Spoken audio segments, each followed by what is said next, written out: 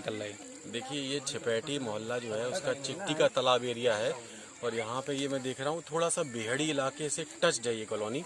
और यहाँ पर हमने जो अभी ये अजगर पकड़ा है ये एक झाड़ी में छुपा बैठा था। इसके ऊपर रिहायशी जो घर बने हुए हैं, कई पब्लिक यहाँ पे रहती है। तो ये लगभग मुझे लग रहा है कि 10 से 12 फीट लंबा ये अजगर है और पाइथन मॉलरस इसका नाम है। और ये लगभग 10 से 11 किलो के आसपास इसका वजन रहा होगा। क्योंकि मैं आपको बताना चाहता हूँ अभी जस्ट वाइल्ड लाइफ वीक जो है ख़त्म हुआ है, तो उसका आज भी 8 तारीख है, कल ही ये वाइल्ड लाइफ भी खत्म हुआ है। तो यहाँ पे काफ़ी संदेश गया है जनता में कि वन्य जीवों को बचाना है, सुरक्षित रखना है। उसी का एक प्रभाव है कि जो हमारे द्वारा एक जन जागरण अभियान चलाया जा रहा है संस्था ओशन के माध्यम से, उसमें अब लोग जो है इन्होंने सांपों को मारना छोड़ दिया है और लोग कॉल करके हमें बुला लेते हैं और मौके पर हम आकर के रेस्क्यू करते हैं। क्योंकि जनपद में लगभग अभी हम 60 से 70 रेस्क्यू कर चुके हैं, सफल रेस्क्यू, जिसमें हमने कई सांप अजगर ये हमारा तीसरा रेस्क्यू है। पहला अजगर हमने बकेवर क्षेत्र में पकड़ा था, दूसरा मैंने एकदिल क्षेत्र में पकड़ा था और तीसरा अजगर ये यहाँ आज छपेटी एरिया में पकड़ा है। इससे पहले हम कोबरा, करैत और आपका विस्खापर और घोड़ा पछाड़, दो मुही और बहुत सारे सांप जो है हम पकड़ चुके हैं और सुरक्षित उनको छोड़ चुके हैं। तो उद्देश्य यही रहता है कि जो प्रकृति में पैदा हुआ है उसको प्रकृति में जिंदा ही लौटा देना है, भले ही वो रिहायशी घरों में आ जाते हैं। क्योंकि मैन एंड एनिमल कॉन्फ्लिक्ट जो है चल रहा है, पूरी दुनिया में चल रहा है।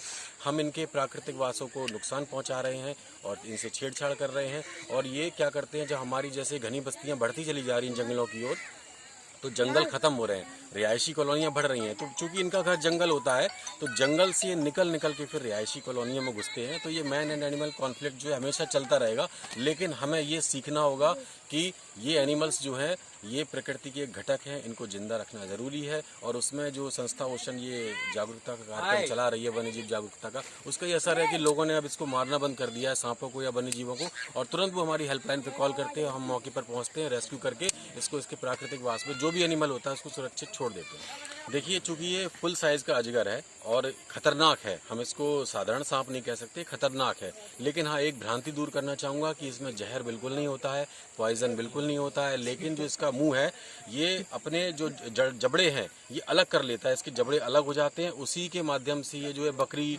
और जो छोटे छोटे जानवर हैं, आपके सियार है, लोमड़ी है, या छोटे बच्चे हैं जैसे कि 8 से 10 साल के बच्चे अगर इसकी पकड़ में आ जाते हैं तो वो भी ये जिंदा निगल सकता है। तो इसका मुंह जो है वो जॉइंट खुल जाता है और फिर बाद में आकर के जुड़ जाता है।